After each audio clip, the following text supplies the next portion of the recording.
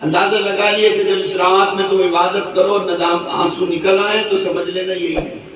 جب دل کو سکون مل رہا ہو، اطمینان مل رہا ہو نا، اور ٹھنڈک ہی ٹھنڈک لگ رہی ہو، تو سمجھ لینا لیلۃ القدر ہے. لیلۃ القدر کی پہچان میں سے، نشانیوں میں سے یہ کہ جب لیلۃ القدر ہوگی تو اس رات میں سکون اور ٹھنڈک ہوگی اور دل کو اطمینان ہوگا، اور اس رات میں کتے بھوکیں گے نہیں، ہر طرف رحمت کا سکون کا ماحول چھا جائے. خیر ہمیں اندازہ نہیں، ہم تو عبادت میں ہیں، تو کسی بھی بہانے ہمیں نکتے کی بات یہ سمجھنی ہے کہ اللہ رب العالمین نے کتنا کرم کیا. رات تو ایک ہے، جہنم سے چھٹکارے والے 10 دن ہیں، آخری عشرے کے یہ وآخرتکم من النار 10 دن ہے یہ. لیکن اللہ رب العالمین کا فرما رہا ہے کہ میں نے تمہیں ایک رات ایسی عطا فرما دی جو 1000 مہینوں کی راتوں سے افضل ہے. قرآن میں خود کہہ رہا ہے خیر من الف شہر، 1000 مہینوں کی راتوں سے افضل والا، 1000 مہینوں کی. تو اب اس سے اندازہ کر لیں یہ ایک رات نہیں ہے، حقیقت تو یہ ہے کہ یہ ایک رات اپنے اندر 1000 راتوں کی پاور رکھتی ہے، 1000 دنوں کی پاور رکھتی ہے، 1000 راتوں. ہم ذرا سی دیر رب کی بارگاہ میں حاضر ہو جائیں تو 1000 مہینے کا مطلب کیا ہے؟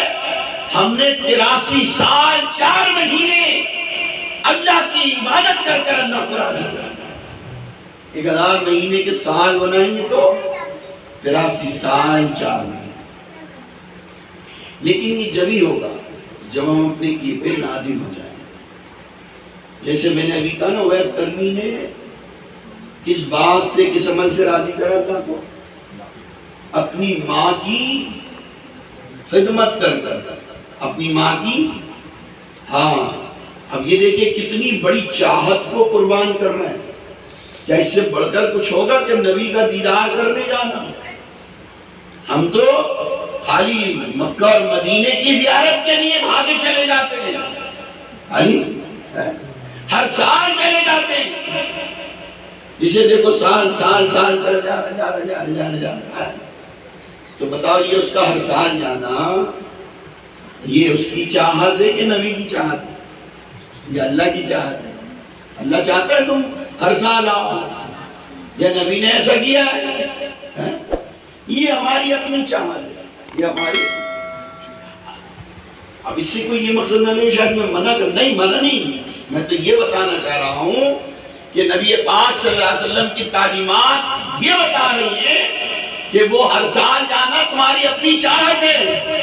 لیکن اس ہر سال جانے سے بہتر یہ سوچو کہ یہ جو رقم ہم ہر سال خرچ کر رہے ہیں، اگر یہ رقم یہاں ضرورت مندوں پہ خرچ کریں، اللہ وہاں جائے بغیر یہاں ہمیں ثواب عطا.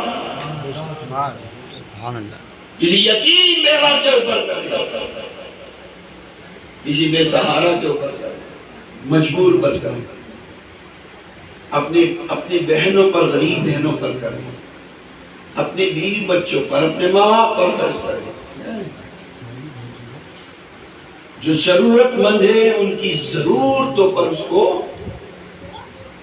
وہ اس سے زیادہ اللہ کو پسند ہے جو ہم اپنی چاہت کے لیے کر رہے ہیں. رب یہ چاہتا ہے، نبی پاک صلی اللہ علیہ وسلم یہ چاہتے ہیں کہ اپنی چاہت کو مارو، اللہ کے بندوں کی ضرورت کو پورا کرو. ایک جگہ اللہ قرآن میں فرماتا ہے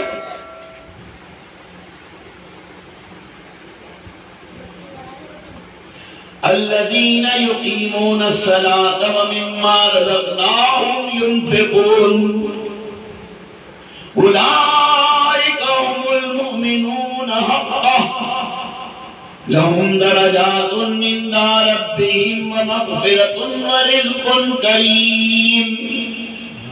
اب اس میں ایسا زبردست پیغام دیا گیا ہے ان لوگوں کے لیے جو پریشان ہیں نا روزگار سے، روزی سے، رزق سے، پریشانیوں میں مبتلا ہیں، تکالیف میں مبتلا ہیں، تو ان کے لیے ایک زبردست پیغام دیا رب نے. یہاں ان پریشانیوں سے نجات چاہتے ہو، اپنی روزی میں برکت چاہتے ہو، رزق میں برکت چاہتے ہو، کاروبار میں ترقی چاہتے ہو، گھر کے اندر برکت چاہتے ہو، تو آؤ یہ راستہ سیکھو. الذین یقیمون الصلاۃ، وہ لوگ جو نماز کو قائم کرتے ہیں. اور نماز پڑھنے کے بعد کیا کرتے ہیں؟ وَمِمَّا رَزَقْنَاهُمْ يُنْفِقُونَ، اللہ کے دیے ہوئے میں سے اللہ کے بندوں پر خرچ کرتے ہیں. اولئک هم المؤمنون حقا، یہی لوگ صحیح معنوں میں پکے مومن ہیں. یہی لوگ، ہاں یہ میں آپ کو مفہوم سنا رہا ہوں، آیات کا ترجمہ تو بڑے مترجمین کا کام ہے. ہاں مفہوم بہت آسانی کے ساتھ. اولئک هم المؤمنون حقا، یہی لوگ صحیح معنوں میں مومن ہیں. اور جب یہ صحیح معنوں میں پکے مومن ہیں تو پھر کیا ہے؟ لَهُمْ دَرَجَاتٌ عِنْدَ رَبِّهِمْ، ان کے درجات اللہ کے نزدیک بڑے اعلیٰ ہیں. لَهُمْ دَرَجَاتٌ عِنْدَ رَبِّهِمْ، رب کے نزدیک ان کے درجے بڑے ہیں. اور ان میں پہلا کیا ہے؟ وَمَغْفِرَةٌ، ان کے لیے 24 گھنٹے مغفرت کا دروازہ کھلا ہوا ہے. وَرِزْقٌ کَرِيمٌ، اور اللہ رب العالمین نے 24 گھنٹے ان کے لیے عزت والی روزی کے دروازے کھول رکھے ہیں. 24 گھنٹے. پھر کیوں پریشان ہیں بھائی؟ کاروبار نہیں چلیا جی، یہ نہیں ہو رہا جی، یہ کام تو صحیح کر نہیں رہے تو پریشانی تو ہوگی نا. اللہ کے دیے میں سے خرچ کرو، اللہ کے دیوں میں سے. اللہ نے جو مال دیا ہے اللہ کے بندوں پر اس کو خرچ کرو. ایک جگہ نہیں، بہت ساری جگہ پہ اللہ نے قرآن میں پہلے پارے میں جب شروع ہو رہی نا بات، وہاں پہ بھی کہا گیا ہے الف لام میم ذالک الکتاب لا ریب فیہ ھدی للمتقین الذین یؤمنون بالغیب ویقیمون الصلاۃ ومما رزقناہم. اللہ فرما رہا ہے، شروع بات ہو رہی ہے. یہ وہ بلند رتبہ کتاب، وہ بلند رتبہ کتاب ہے، اس میں کوئی شک نہیں.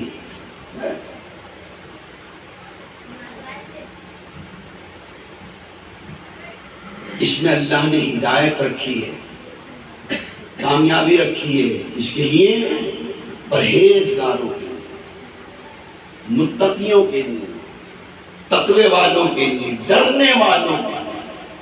اس سے فائدہ کون اٹھائیں گے؟ جو پرہیزگار ہوں گے، جو متقی ہوں گے، جو ڈرنے والے ہوں گے. ھدی للمتقین الذین یؤمنون بالغیب، اور وہ ایمان رکھتے ہیں بغیر دیکھے اللہ اور اس کے رسول کے اوپر، اللہ اور اس کے رسول کی باتوں پر. وَيُقِيمُونَ الصَّلَاةَ، اور نماز قائم کرتے ہیں، اور اللہ کے وَمِمَّا رَزَقْنَاهُمْ، اور اللہ کے دیوں میں سے خرچ کرتے. تو اللہ رب العالمین نے جو یہ مال دیا ہے، اس مال کو ہم نے خرچ کرنا ہے اللہ اور اس کے رسول کے فرمان کے مطابق. اور پہلا فرمان یہ ہے کہ ہم اس کو خرچ کریں اپنے پر، اپنے اہل خانہ، اپنی بیوی، اپنے بچے، اپنے ماں باپ، اپنے بہن. یہ پہلی ذمہ داری. اور جب اس سے بچ جائے تو پھر اب آپ اللہ سے تجارت کر لیں، اللہ سے بزنس کر لیں. اللہ کیا کہہ رہا ہے؟ یہ تمہارے پاس جو بچا ہوا مال ہے نا، اب اس مال کا حق نکالو، زکات دو، میں نے تمہیں دیا ہے، میرے دیوں میں سے ہاں دو۔ اب یہ ایک آزمائش ہوتی ہے، یہ آزمائش ہے اللہ کی، اور جنت ڈھکی ہوئی ہے مصائب سے۔ اب اللہ کہہ رہا ہے میرے دیے میں سے دو،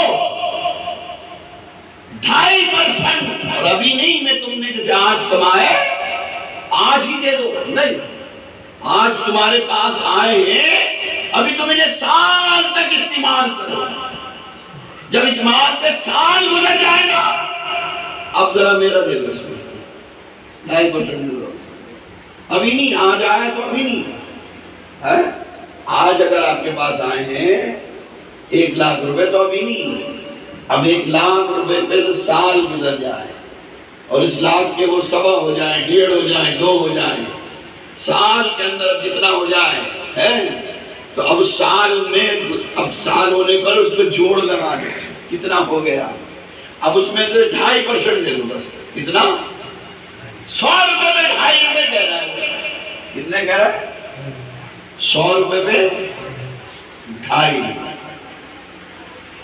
اور کیا کہہ رہا ہے یہ 2.5 روپے میں تم سے جو 2.5% نکلوا رہا ہوں نا، کیا کیوں نکلوا رہا ہوں، یہ کیوں نکلوا رہا ہے وہ، اب اس کو مثال سے سمجھ لیں، آپ کے کپڑے میلے ہوتے ہیں، دن بھر کام کرتے ہیں، بدن میلا ہوتا ہے، بھئی ان کپڑوں کی دھلائی بھی کرتے ہو کہ نہیں کرتے ہیں، بدن میلا ہو جاتا ہے دھوتے ہو کہ نہیں دھوتے، کیوں دھوتے ہو، تاکہ کپڑے پاک ہو جائیں، تاکہ کپڑے پاک ہو جائیں، بدن پاک ہو جائے، ہے نا، تو اللہ یہ چاہتا ہے کہ تمہارا یہ 2.5% جو نکلے اس سے تمہارا مال پاک ہو جائے، میں 2.5% جو نکلوا رہا ہوں اس لیے تاکہ تمہارے مال کو پاک کرو، اور روزوں کا بھی یہی تعلق ہے، زکات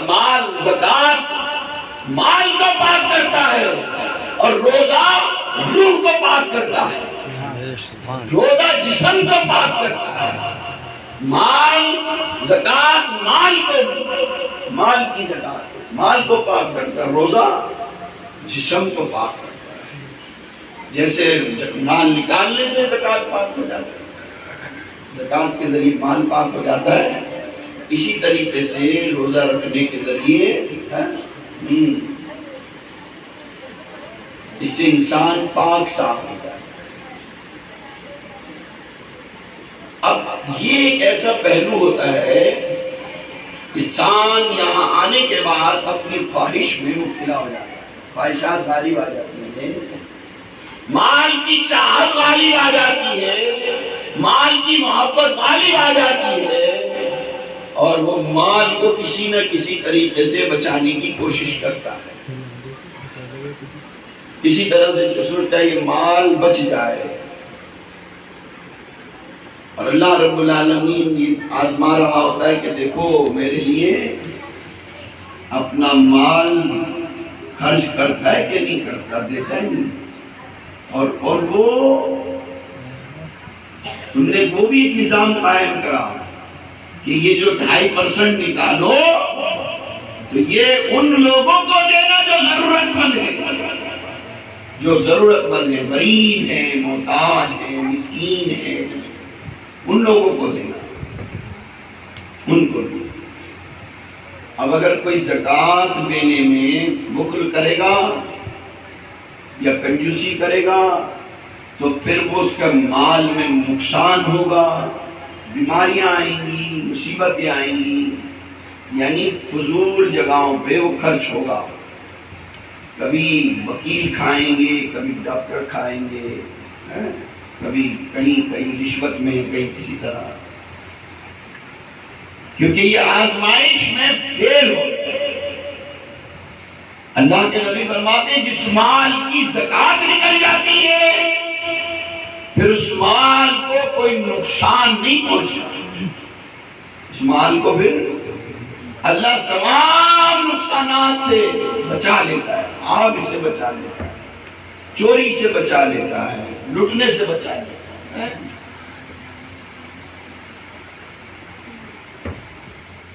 اور اگر اس میں کوئی کمی کری تو پھر کیا ہوگا؟